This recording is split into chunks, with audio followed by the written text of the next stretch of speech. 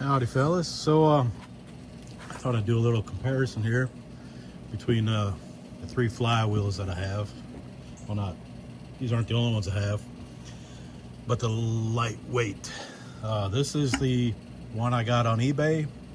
It's made by Grip, or sold by Grip. This is the one that came apart.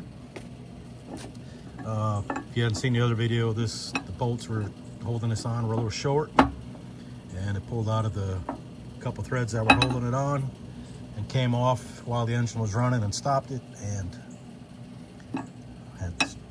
thought we blew the engine out, but luckily it was just this. This is like the best of the worst case scenarios. And then this is a actual, no kidding, Fidanza. This is a 28 ounces, a 50 ounce imbalance. This is a steel lightweight flywheel from XTD on eBay. So it's got the 50 ounce weight. This weighs 16.5 pounds. This weighs 13. This weighs 11.6. I got this on Amazon several years ago. They had like one of their mess ups or whatever where they priced it for like $200 or I think it was actually less than that even. So I snagged one, and then it sat on the box for years, and then I got a chance to use it in the red car when I had the other 302 in it, the 28 ounce. So worked good, no issues. But one thing I wanted to point out is, if you remember the other day I talked about how these bolts, and in the Air Force, the technical data telling you how to put stuff together says you got to have 2 to 3 threads showing through at the back end of a lock nut. This is Fidanza. That's doing it right. This is not. And also, one thing on this, you can see a couple on that fastener. It was a little high, and then it caught, so the clutch was catching it. And there was one other one I noticed. I didn't, obviously didn't catch that one, that I had to file down a little bit because it was a little high. So as far as how this is working out, I emailed the company I got it through, because it's good for it's got a 1-year warranty, and I just bought it in February. So I thought, well, I'll email them, tell them what's going on, and see what they say. And the first response was, well, it looks like you didn't check the hardware before you put it on. It's like, what? I got to check the hardware before I buy something? You know, I buy something brand new, I got to check hardware before I put it together? Come on, dude. So then I explained to them how they had, I forget the actual numbers now. I think the well on here for the bolt is like 20 millimeters deep, 21, and they had a 10 millimeter bolt, so they weren't even using just, I'm talking 10 millimeters long. You got a 21 millimeter depth on your well, bolt well, so they weren't even using half the threads available.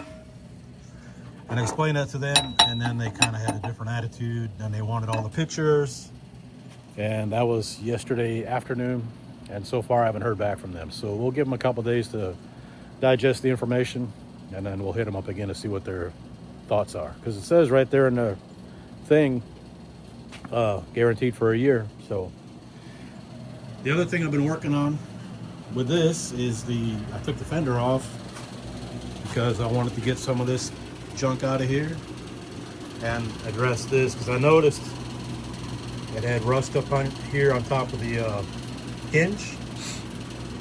Now, last time I had it apart, I put 415 all over everything, and that's just not holding up real well. And obviously it didn't stop any of this. So I'm gonna clean this off real well, and then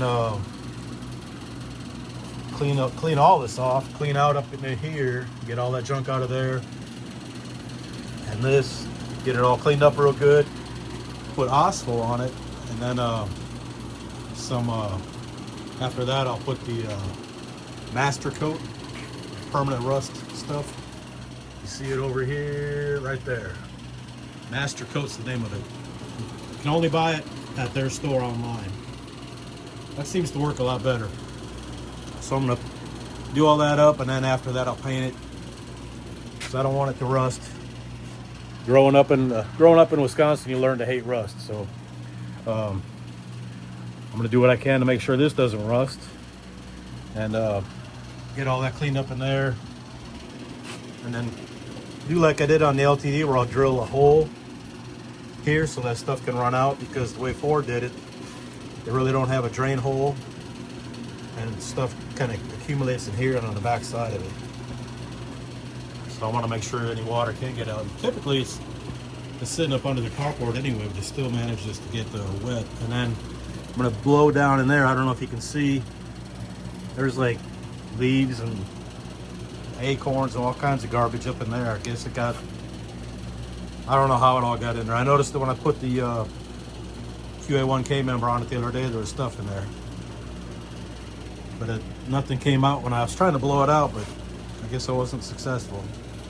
That's what fell out when I took the fender off.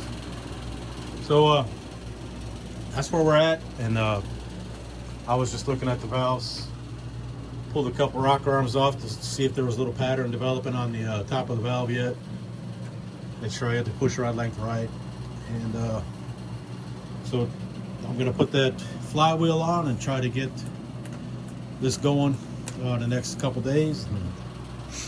I mean, I'll get it running. I want to make sure the engine's good before I get too far with it.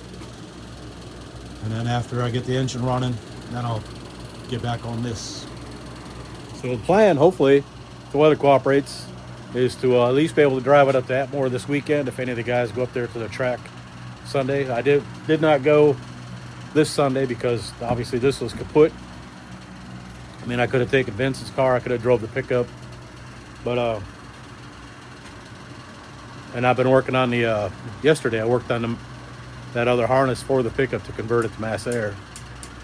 But so I want to drive this, get some miles on the clutch before I actually take it to the track again. Not that it's going to be fast, but just I've gone to the track to race 2 times in the last 3 years, I think. Pitiful. Anyway, we'll wrap this up and get her up on the YouTubes, and appreciate y'all. All right, later on.